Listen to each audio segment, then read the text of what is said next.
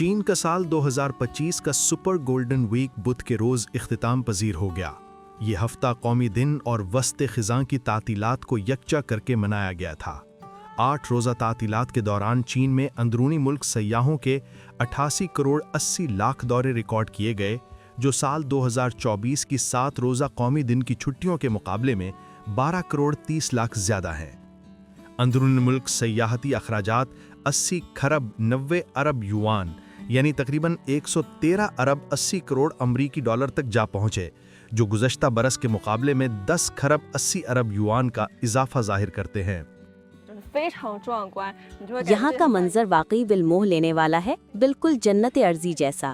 میں بہت خوش ہوں اور خود کو خوش قسمت سمجھتی ہوں کہ اتنے حسین بادلوں کے سمندر کا نظارہ اپنی آنکھوں سے دیکھ رہی ہوں۔ چین کے شمالی علاقوں میں خزاں کی فصلوں کو دھوپ میں خشک کرنے کے ایسے مناظر بہت کم دیکھنے کو ملتے ہیں۔ جب ہم بچوں کے ساتھ جھوچوان گاؤں پہنچے تو جو چیز سب سے پہلے ہماری نگاہوں کے سامنے آئی وہ سورج تلے سکھائی جانے والی فصلوں کا دلکش نظارہ تھا۔ یہ منظر دیکھ کر ہمارا دل خوشی سے بھر گیا۔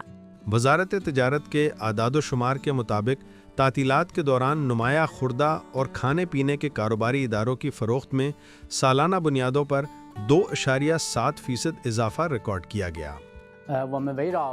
ہم ثقافت اور سیاحت کے ذریعے کھپت کو فروغ دینے کے تصور کے تحت کھانے، قیام، سفری سہولت، خریداری اور تفریح کو یکجا کرنے والے جدید مواقع پیدا کر رہے ہیں۔